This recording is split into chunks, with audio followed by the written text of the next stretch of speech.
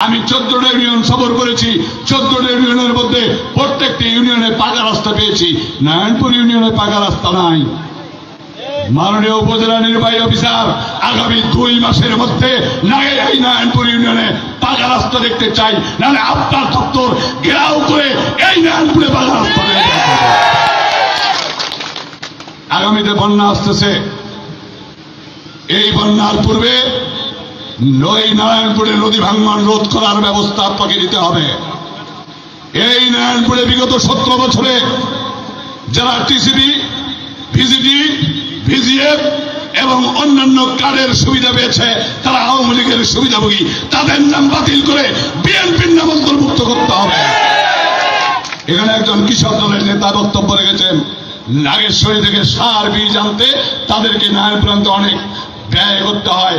মাননীয় উপজেলা নির্বাহী অফিসার আপনার কৃষি অফিসারকে বলে দেবেন, এই নারায়ণপুরে কৃষি বীজ, সার, তেল ভর্তুকি অথবা বিনামূল্যে প্রদান করতে হবে। মাননীয় ডিসি মহোদয়, আপনার কাছে দাবি রাখতে চাই, আসন্ন বন্যার পূর্বেই এই নারায়ণপুর এবং চরাঞ্চলের মানুষের জন্য ভাসমান হাসপাতাল, ক্লিনিকের ব্যবস্থা করতে হবে। যদি আপনি ভাসমান হাসপাতাল, ক্লিনিকের ব্যবস্থা করতে না পারেন, এই নারায়ণপুরের শিক্ষকদের থাকার ব্যবস্থা করতে না পারেন, স্বাস্থ্যকর্মীদের থাকার ব্যবস্থা করতে না পারেন, তাহলে আগস্ট মাসের পরে সেপ্টেম্বর মাসের প্রথম সপ্তাহে লং মার্চ করে ওই ডিসি অফিস ঘেরাও করব। আগামী 6 মাসের মধ্যে এই নারায়ণপুরে হাসপাতাল চাই, হাসপাতাল চাই, হাসপাতাল চাই। এই নারায়ণপুরে একটি মাত্র উচ্চ বিদ্যালয় আছে, যেটি এখনো উচ্চশিক্ষা অনুমোদন পায় নাই। অবিলম্বে নারায়ণপুর উচ্চ বিদ্যালয়কে উচ্চ বিদ্যালয়ে রূপান্তর করতে হবে, বালিকা বিদ্যালয় স্থাপন করতে হবে, এই নারায়ণপুরে কলেজ স্থাপন করতে হবে।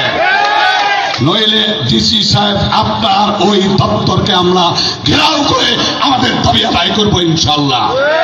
সাথে সাথে বলতে চাই, মাননীয় জেলা প্রশাসক আপনার বিজিবিকে বলে দেবেন, এই নারায়ণপুরের কোন বাড়িতে গিয়ে গরু আটকাতে পারবে না, হাটে গরু আটকাতে পারবে না, রাস্তায় গরু আটকাতে পারবে না। যদি এই রাস্তায় গরু আটকানো হয়, কোন বাড়িতে আটকানো হয়, তার উপযুক্ত ব্যবস্থা আমরা নেব। আপনার বিজিবি ওই বর্ডার পাহারা দেবেন। এই নারায়ণপুরের কোন মানুষের বাড়িতে আপনাদেরকে ঢুকতে দেওয়া হবে না, হবে না, হবে না। তাই আসুন, আগামী দিনে এই নাগেশ্বরীতে উপজেলা বিএনপি এবং 4 উন্নয়নের আওতায় এই দাবিগুলোকে বাস্তবায়ন জানিয়ে শেষ করছি। খোদা হাফেজ। বাংলাদেশ জিন্দাবাদ। তারেক রহমান জিন্দাবাদ।